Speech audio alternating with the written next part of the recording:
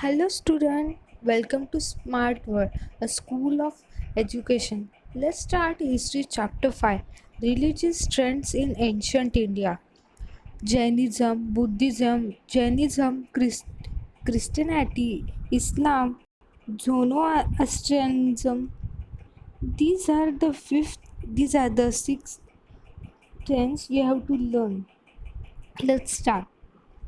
Towards the end of Vedic period, the minute details of yajna rites acquired undue importance. Only the priest class had knowledge of those details. Others no longer had the freedom to gain that knowledge. The Varna system restricts become very hard in the course of time. A person's social position was decided by the Varna into which he was born rather than by his achievement. This is why from the Upanishad period, we see that attempts were made to give a wider scope to religious thought and not restrict it only to yajna rites. However, the thought in Upanishad focused on the existence and the nature of the soul. It was difficult for ordinary people to understand it. This gave rise to different sects that emphasized the virtue of particular deities. For example, Shiva sect of Shiva worshippers and the Vaishnava sect of the worships of Vishnu. Different Puranas were written with reference to these deities. Certain trends around the 6th century BC made attempts to express religious thought in such a way that the common man would understand it easily. Many people realized that every person is free to find ways of his own upliftment. This led to the establishment of new religions. These religions empathetically stated that discrimination on the basis of caste has no place in an individual's upliftment. The work of Vardhaman Mahavir and Gautam Buddha is one of the special importance among the prominents of new thoughts. Let's move further. Before moving, just look at this Vardhaman Mahavir's picture and bow to them. Jainism. Jainism is one of the ancient religions in India. This religion gave importance to the principle of non-violence. According to the Jain tradition, a person who reveals religious knowledge is known as the Tirthankar. There have been 24 Tirthankars in North. Vardhaman Mahavir is the 24th Tirthankar in the Jain religion tradition. Vardhaman Mahavir 599 BCE to 527 BC. There was a Majanamta known as the Variji, in which is known as the state of Bihar today. Its capital was Vaishali. Vardhaman Mahavir was born in Kundagram, a part of Vaishali. His father's name was Siddharth and mother name is Trishla. Vardhaman Mahavir left his home and all the comforts for the attainment of knowledge. He attained enlightenment after 12.5 years of rigorous tapa. This knowledge was pure or keval. Therefore, he is also known as Kevali. He was called Jina or the conqueror because the joy derived from physical comforts and the discomfort felt due to undesired things had no impact who on him. The term Jain derived from the word Jina. Let's see what is in the next page. Vardhaman is said to be Mahavir because he had the resilience, the courage to conquer all the passions. After that attainment of knowledge, he preached for about 30 years to explain the essence of religion to people, to take it easy for people to understand it. He spoke to them in the Ardhamagdi, a people's language. The religion that he exposed laid stress on good conduct. The essence of his teaching for good conduct is contained in the five great verbs. Panchamaharat and the three jewels. The assembly held by the three Rankar to preach the people was known as the Samavarshan. In Ardhamagdi, Samavarshan was based on equality. People of all Varnas had entry to it. The Panch Maharatna, the five great vows. There are five rules to be followed strictly. Ahimsa, non-violence. No living being should be hurt, injured, or harmed through one's behavior. Satya, truth. Every speech and action should be true. Asatya, non-stealing. Asatya means theft. Taking what belongs to other without their consent is theft or stealing. Asatya means not stealing anything. Aparigha, non-attachment. Man tends to accumulate property due to greed. Aparigha means not hoarding or accumulating anything in this way. Brahmacharya, chastity. It means living bodily pleasures and following the vows.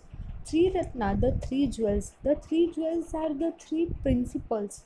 Samyak darshan, right? It means right faith. Samyak gyan, it means right knowledge. And third is Samyak Charitra, it means right conduct. Samyak means balanced. Let's see what is next. Let's learn these three: Samyak Darshan, Samyak Gyan, and Samyak Charitra in detail. Samyak Darshan, to understand the truth in the pre-reaching of the three Ratnakar and have faith in it. Samyak Gyan, studying the pre-reaching and philosophy of Tirthankar regularly and learning its deep meaning. Samyak Charitra, strictly following the five great vows. Essence of his teaching. Among the teaching of Mahavir, Aniketva is the considered to be very important in the quest for truth. It means pluralism or multiple viewpoints. In our quest for truth, if we focus on having one or two aspects or viewpoints and draw conclusions, the whole truth is not known. Therefore, it is necessary to pay attention to all the aspects of an issue. If people follow this, they develop tolerance toward the opinions of other people in society and give up the attitude of stubborn adherence to their own opinions. Vardhaman Mahavir taught the people that the greatness of man does not depend on its varna but on his excellent conduct. In the Vedic tradition, the doors of knowledge had slowly been closed to women, but Vardhaman Mahavir gave the rights of sannyas, the right to renounce the world, to women too. His teaching were love all living things, have mercy and compassion, and live and let live. I just want to say that these three his sayings were truly belong to this world also. Please listen to these teachings and imply in your life. Next is Buddhism. Buddhism spread in India and in many countries outside India. Gautam Buddha was the founder of Buddhism. Gautam Buddha 563 BCE to 483 BCE. Gautam Buddha was born at the Lumbini in Nepal. His father's name was Shobhuduna and mother's name is Mayadevi. His birth name was Siddharth. He had attained knowledge of human life in its entirety. That is why he came to be known as. Let's see what he came to be known. That's why he came to be known as Buddha. You can see Gautam Buddha picture in this. He wanted to be know why there is sorrow and suffering in human life. He left his home and all comforts in pursuit of answer to this question. On the Vaishakha Purnima, he was sitting in deep meditation under a peepal tree at the Urvila near the city of Gaya in Bihar. That is when he attained Bodhi, enlightenment or the highest knowledge. The tree is now known as the Bodhi tree, Bodhi Vishaka, and the place Urvila is known as Bodh Gaya. You can see the Bodhi tree here. It's huge, na?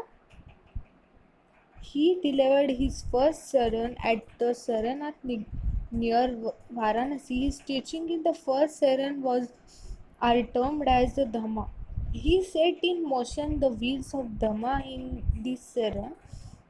Therefore, this event is called as the Dhammachakra Pravatan in Pali and the Dhammachakra Pravatan in Sanskrit. Later, he travelled on foot, that is the Charika, for nearly 45 years to pre-reach Dharma.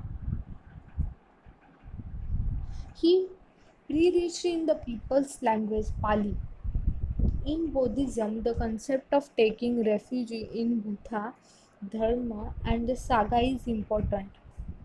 It is known as the Trisharan. The essence of the Dhamma is he expounded is as follows: Arya Satyam, the noble truth. There are four truths at the root of all human affairs. They are called noble truths or the Arya Satyas. First is Dukkha. It means suffering. There is suffering in human life. Yeah, we all know this. Second is the cause of dukkha. There is cause of suffering. And third is dukkha nivaran.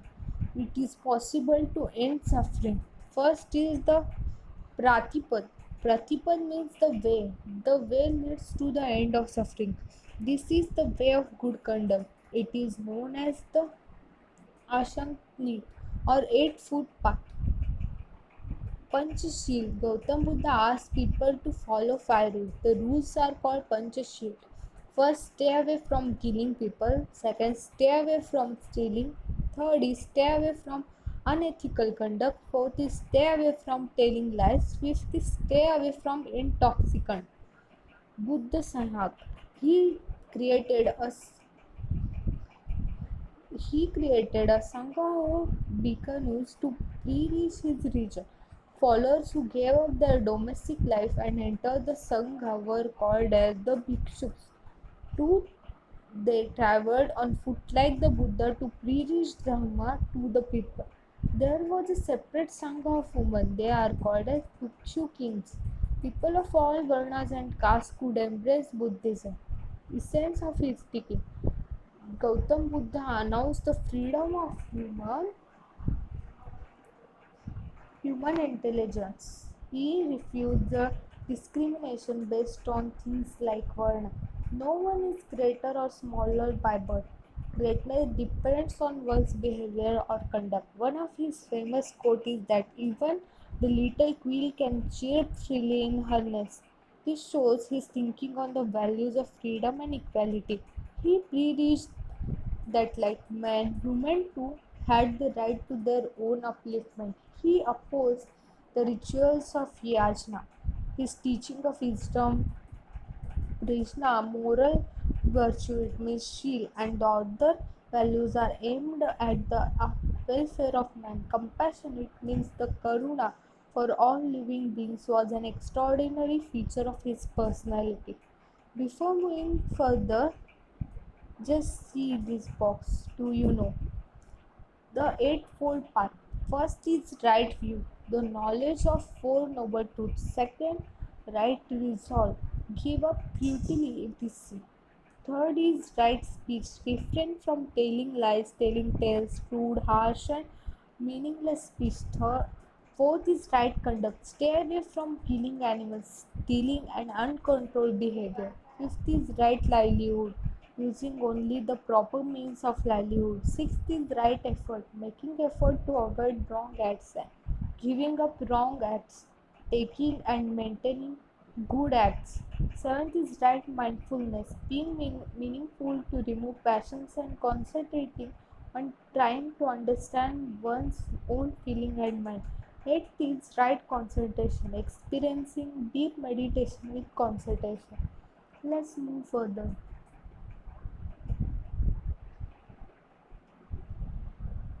The tolerance preached by Gautam Buddha is a guiding principle not only for the Indian society but for all mankind even today. Lokaya.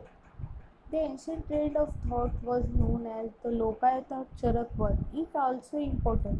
It emphasized independent thought and rejected the authority of Vedas. In the ancient period, new religious trends and thought went on embracing in India. Later on, religions like Jainism, Christianity, Islam, and Zoroastrianism also took root in Indian society. Judaism. People belonging to the Jainis region may have arrived in Cochin, Kerala around the 1st to 3rd century of Christian era. They believed that there is only one God. Jainism emphasized justice, truth, peace, love, compassion, humanity, charity, ethical speech, and self-respect. Their prayer house is known as the synagogue.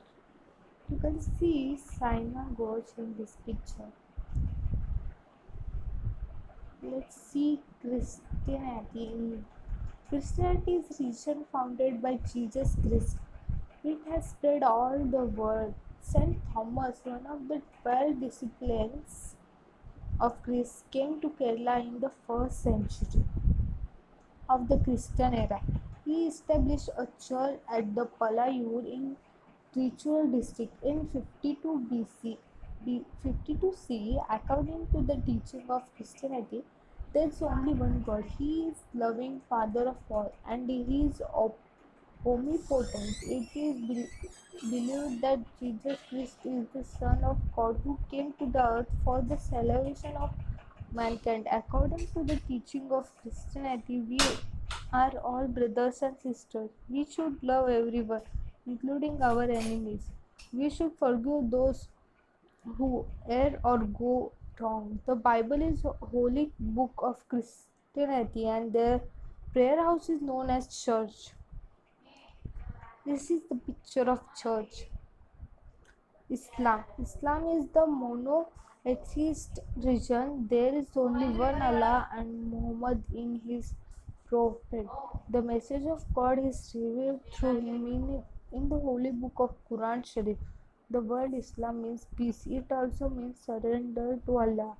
The teaching of Islam is that Allah is eternal, absolute, and all powerful and merciful. The purpose of human existence is to worship Allah. The Quran Sharif provides guidance on how man should behave in life. Since ancient times, there has been trade relations between India and Arabia. The Arab traders used to visit the ports on the coast on Kerala. Islam spreads in Arabia in the 7th century CE. Islam arrived in India in the same century through the Arab traders.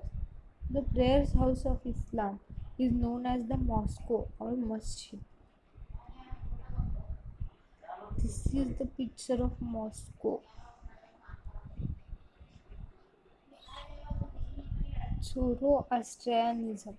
Since ancient times, the Zoroastrian people and Vedic people have shared ties.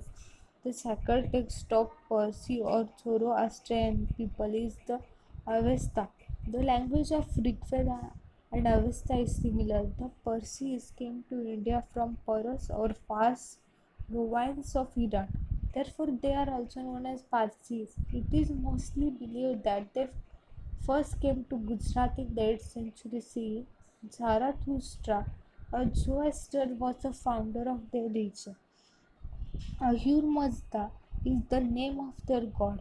The elements of fire and water are important in the region. The sacred fire burns in the temples, which are known as the Agaris. At the core of Parsi thinking are three main principles of conduct, namely good thoughts, good words, and good deeds. This is the Akhya.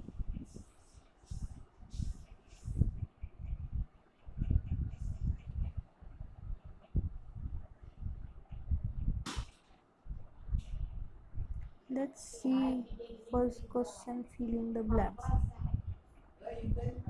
The principle of dash dash is very important in Jainism. Second, an extraordinary feature of Gautam Buddha is personality is his Testers of all living beings. Second, answer in short.